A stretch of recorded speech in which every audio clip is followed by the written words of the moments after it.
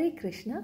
आज हम श्रीमद् भागवतम का प्रथम स्कंद का तृतीय अध्याय का पहले का 5 श्लोकों के पहले जो हमें समझना है आध्यात्मिक लोक के बारे में और बौद्धिक लोक के बारे में, पूरा गोलोक का मैप बोलते हैं, आध्यात्मिक मैप है, वो हम आपको दिखा के थोड़ा सा समझाना चाहते हैं ताकि आप 3rd चैप्टर का पहला 5 वर्सेस आगे समझ ले अच्छी तरह से। अब कैमरा रोटेट करेंगे। ये देखिए, ये है हमारा आध्यात्मिक और भौतिक जगत का मैप। और इसमें अब यहाँ पर देखिए, अब ये है गोलोक धाम, गोलोक वृंदावन, जहाँ राधा कृष्ण हैं और गोपियाँ हैं, और जहाँ हम भी पहुँच सकते हैं। कैसे पहुँचना लास्ट में देखेंगे।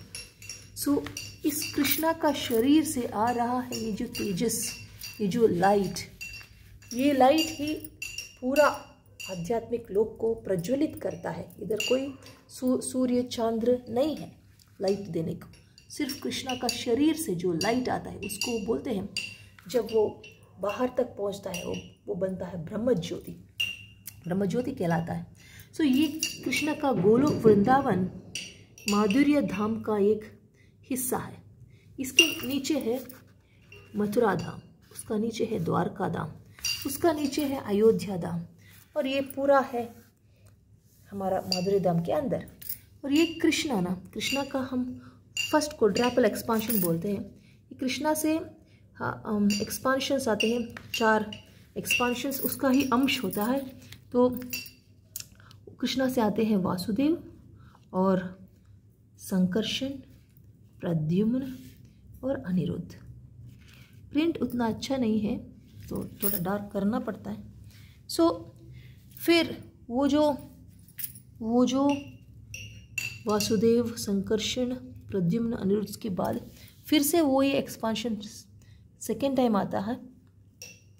उसके बारे में डिटेल्स हम आगे देखेंगे, लेकिन वो कृष्णा का ही एक्सपांशन होते हैं, यानी कृष्णा के ही अंश होते हैं ये महाविष्णु। ये महाविष्णु इधर देख सकते हैं आप, ये वासुदेव, प्रद्युम्न, अनिरुद्ध और संकर्षण, ये इसको बोलते हैं second quadruple expansion. Second quadruple expansion में हमारा महाविष्णु आते हैं, यानी वो कृष्णा का ही एक एक्सपांशन से आया हुआ एक्सपांशन है ये महाविष्णु। ये महाविष्णु का लोक है वैकुंठ लोक के अंदर, ये उनका लोक है। वैसे वैकुंठ लोक में अनेक विष्णु का पोर्शन से ही अंश है, वो अंश का अलग अलग लोक है, एक अंश का अलग अलग लोक और हमेशा रहते हैं। जैसे ये लोक में नरसिम्हदेव, ये नरसिम्हदेव का लोक है, इधर हमेशा नरसिम्हदेव का पूजा होता है।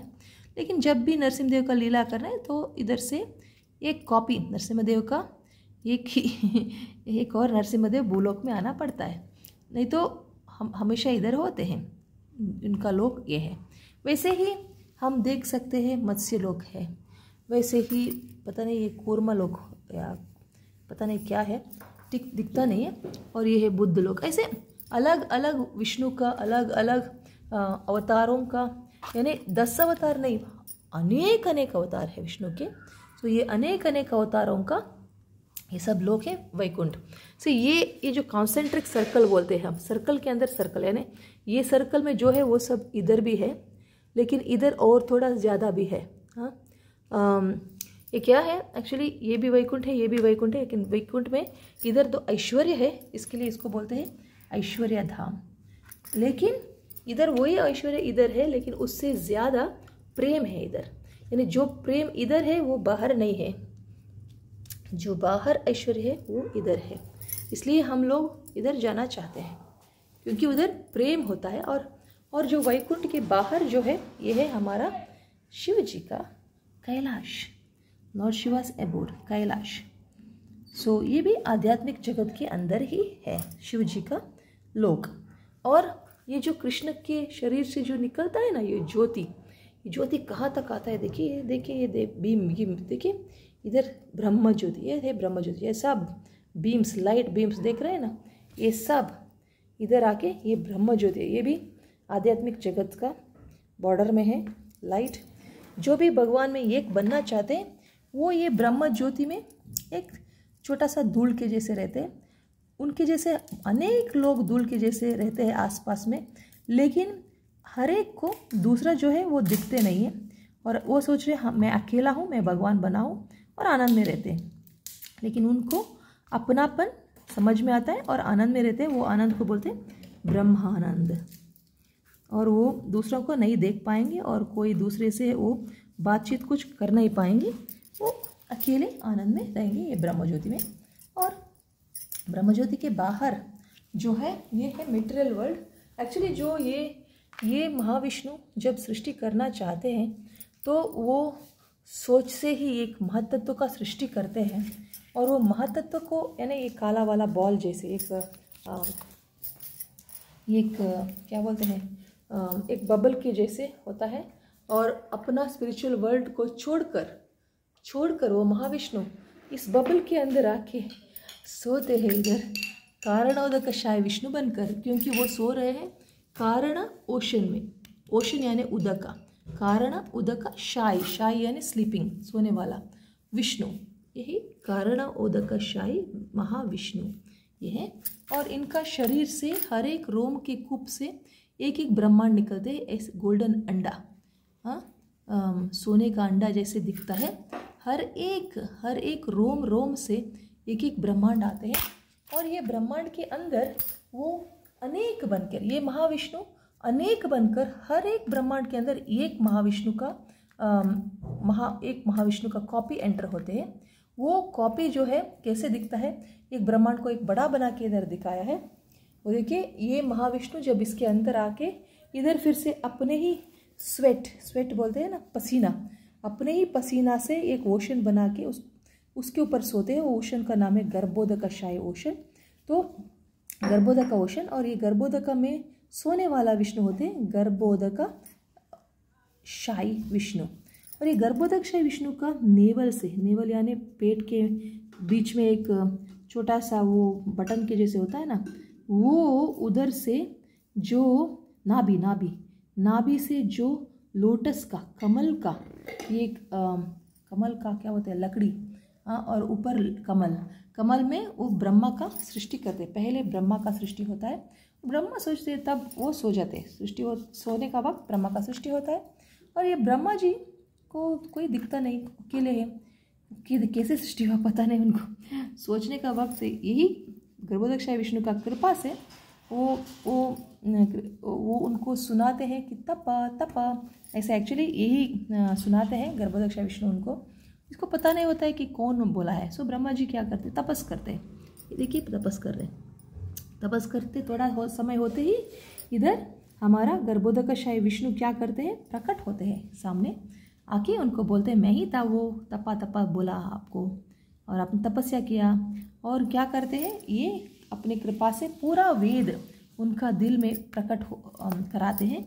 और इसको बोलते हैं देखो मैं अनेक आँखों को, स्किन को और जीभ को, कान को, और अनेक सभी जो भी चाहिए, earth water ether fire air, सब कुछ मैंने सृष्टि किया है।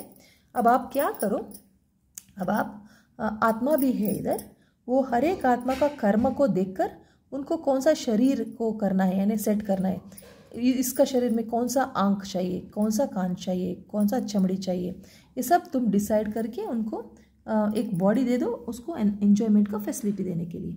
तो फिर ब्रह्मा जी वो जो इन्होंने दिया है उसको ही इकट्ठा लाकर एक एक शरीर बना के दे देते हैं एक एक जीव को। और इसके अंदर ये अगेन अनेक बनकर, ये गर्भोदकशाई विष्णु अनेक बनकर हर एक एटम में भी, हर एक जीवी के अंदर ये मल्टीप्लाई होकर हर एक जीवी के अंदर यानी हमारे शरीर के अंदर, आपके शरीर के अंदर जाते, वो वाला विष्णु को बोलते हैं। ये गर्भोदकशाई विष्णु जब वो हमारे दिल में आते हैं उसको बोलते हैं क्षीरोदकशाई विष्णु। तो ये ब्रह्मा जी कौन सा लोक में है, देखिए इनका ही लोटस स्टेम में वो बैठे हैं और उनका लोक का नाम है सत्यलोक, जहाँ ब्रह्मा जी रहते हैं। सबसे ऊपर है इनका स्वर्ग, स्वर्गलोक 7 है और नरक लोक भी 7 है। और ये सब भी ये लोटस के इसमें भी है, इसमें ही है। सो ये लोटस का स्टेम में ही, स्टेम के अंदर है 7 हेवन्स एंड 7 हेल्स। ये स्टेम के अंदर जो है ये सत्यलोक है, फर्स्ट वाला ब्रह्मा जी का लोक। उसका थोड़ा सा कम अच्छा तपोलोक है, उससे भी थोड़ा कम अच्छा स्वर्गलोक है, स्वर्ग है जनलोक, उसमें सप्तऋषि रहते हैं। उससे भी थोड़ा कम है महरलोक, ये भी स्वर्गलोक के एक one of the heavenly planet है। ये है स्वर्गलोक जिधर इंद्रदेव और 33 करोड़ देवताएं रहते हैं। इधर लिखा है इसमें 33 करोड़ देवता और डीमंस भी रहते हैं, कभी कभी युद्ध करके जाते हैं ना। हाँ, तो इसका नीचे है, इधर है भूवर लोक, जिधर एक्चुअली राक्षस का और भूत लोगों का लोक है। उसके नीचे है भूर लोक, यानी हमारा अर्थ है, भूमि है, इसके अंदर हम रहते हैं। अगर हम इधर बैठ के जपा करेंगे हरे कृष्ण कृष्ण कृष्ण हरे हरे, हरे राम राम राम हरे हरे, हरे कृष्ण कृष्ण कृष्ण हरे हरे, हरे राम राम राम हरे हरे, हरे कृष्ण कृष्ण कृष्ण हरे हरे, हरे राम राम राम हरे हरे, हरे कृष्ण कृष्ण कृष्ण हरे हरे, हरे राम राम हरे हरे। देखिए, हरे राम राम हरे हरे। आ गया अंदर, गोलोक के अंदर हमारा हरे कृष्ण मंत्र। सो हमें इधर जाना है तो हम भूलोक में बैठ के सिर्फ हरि नाम ही हमें ऊपर तक लेके जाएगा। हरि नाम ही है जो हमें बचाएगा। ठीक है, तो ये होता है सृष्टि का पूरा मैप। सो इधर होता है एंडिंग।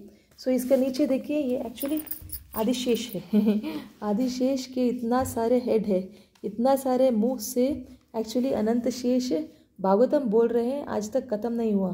कृष्णा का जो ग्लोरीज है आज तक ख़त्म नहीं हुआ। और इस आदिशेष के सर के ऊपर हर एक ब्रह्मांड एक मस्टर्ड के जैसे बैठता है, यानी इतना इजीली वो अपने हेड के ऊपर एक एक ब्रह्मांड को पकड़ के बैठे हैं। तो ये होता है हमारा मैप, वो है स्पिरिचुअल वर्ल्ड्स। गोलोक धाम माधुर्य धाम, यानी गोलोक धाम माधुर्य धाम के अंदर है, उसके बाहर वैकुंठ, बाहर कैलाश, उसके बाहर ब्रह्मज्योति, वो सब स्पिरिचुअल है। स्पिरिचुअल का ही दूसरा कोने में ये महत्व तो रचा दिया है। और यही विष्णु जी इसके अंदर आके हम जैसे जो बुद्धिहीन है, हम जैसे लोगों को थोड़ा सा एंजॉयमेंट दे के, थप्पड़ भी दे के, समझा के वापस अपने घर को लेके जाने के लिए सृष्टि किया है। ये सृष्टि का कथा है, पूरा सृष्टि का कथा सुना है। और हम कल से कंटिन्यू करेंगे प्रथम स्कंद का 3rd अध्याय का पहला 5 श्लोक कल सुनेंगे। हरे कृष्ण।